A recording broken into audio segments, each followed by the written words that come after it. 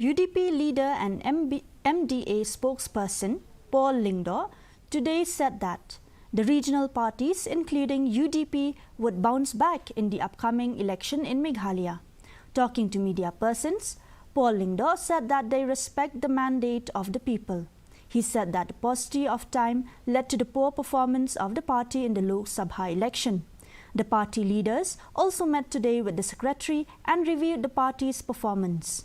Rejecting the demands of the VPP to step down, Lyngdoh said that if there are no regional political parties, what is the option left in the state for the voters?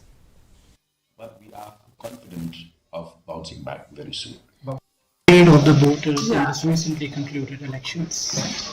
Well, we respect the mandate of the people and we certainly accept it with all humility.